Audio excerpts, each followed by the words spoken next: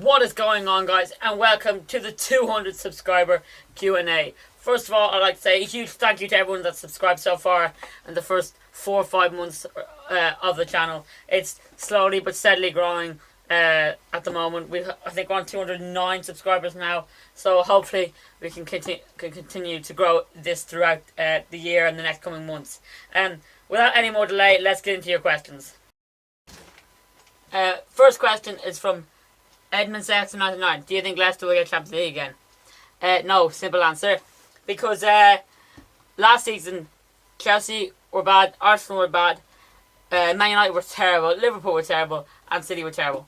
So I think those 5 teams not doing as well as they should really impacted on where Leicester finished. I think they were the team to capitalise on the others faltering the most. For example, Tottenham had a good chance to win the league. In my opinion, they probably had the better squad at the start of the league, but they didn't capitalise. Leicester were the hungrier team, and they wanted the league more.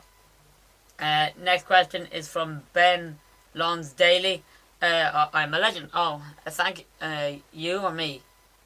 I'm guessing it's you.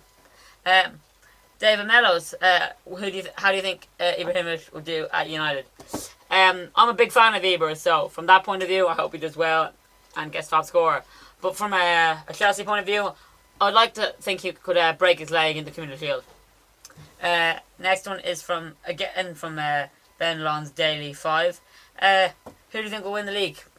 I think it's a tough choice, but it's between 4 teams, I believe, and one will surprise you: Chelsea, Man City, Man United, and Liverpool. I think these 4 teams have the 4 best managers in the league, and I think these managers play a big factor in them challenging for the league. I can't pick between them. Obviously, I'm going to say Chelsea because I'm a Chelsea fan, but it's very hard to pick between the 4. Next question is from Connor Kinsler. Best and worst transfers this summer. I'm going to put this into 2 categories.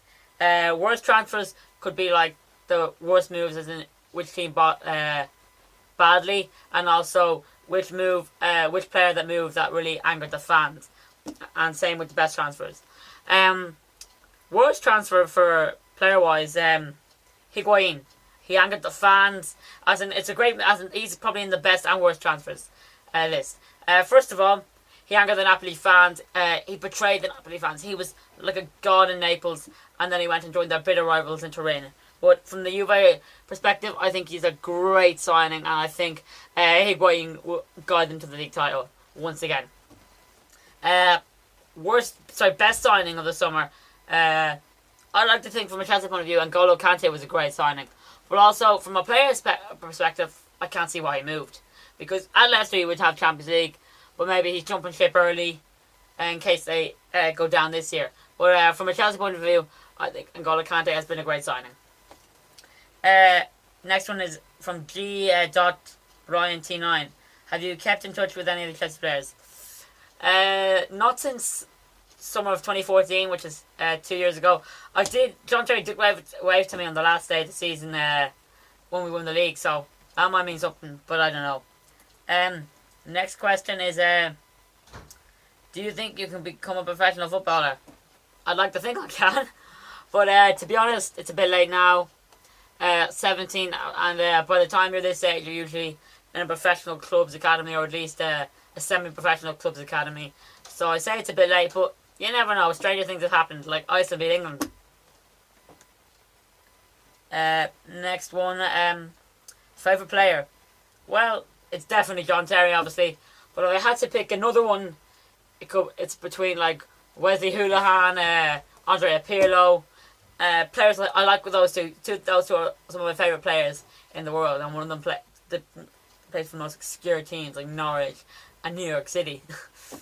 Next one, best match you've been to. Jeez, that's a tough one. I've been to nearly 150 matches in my time. Most people would probably think it's the Ireland-Italy game, but that was really stressful for me. So I'm going to say Chelsea-Arsenal when we beat them 6-0. That was a nice, walkover, no stress whatsoever. It was just basically how much we could beat them by. That is it for the 200 subscriber Q&A video. I hope you've enjoyed it. I got through all the questions I could. Some of them were the same. If you liked the video, give it a like, obviously. Share it around on social media, Instagram, Facebook, Twitter, and remember, subscribe.